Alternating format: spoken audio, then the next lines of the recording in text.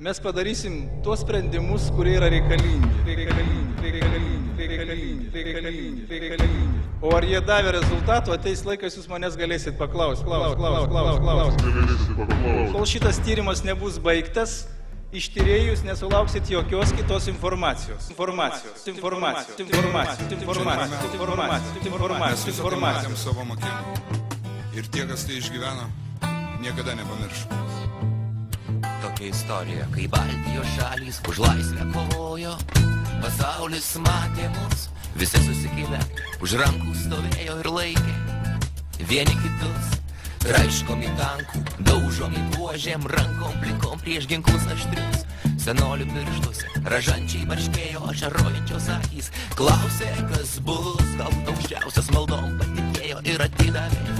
Kauno prokurorai, jie nieko nedaro, metai laiko jie nieko nedaro. Nei Betingis, nei Kiuršinas, nei Čivinskaitė, nei Ročienė. Jie yra tokie patys nusikaltėliai kaip tie pedofilai. Panašai, tai jo vardas Ūsas. Tiesiog man pakonsultavo, kad kaip yra Andrius Ūsas, gal galėtų kažkiek tiek konsultuoti šitų reikalų. Teisėsaugos pareigūnai su ypatingai stipriais ryšiais su jais. Ir tiesiog nutariau kaip žmogus padėti, matydamas žmogaus ašaras. Jį palaižo. Jisai tave. O paskui į burną, o paskui į ją. Į burną kišdavosi save. Taip.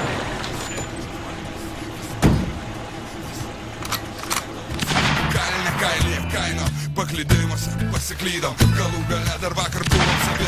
Vakar dar buvom žmonėm, bet užtybės liežuvė. O dabar, kas dabar žvėrimis dėl skatiko. Kaip brolau, kas su mumis atsitiko.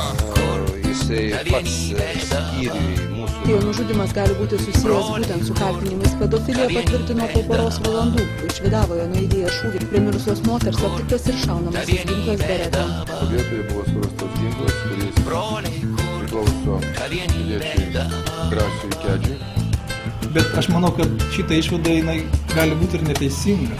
Netiesa, nereikia jokių spėlionių, viskas yra va taip.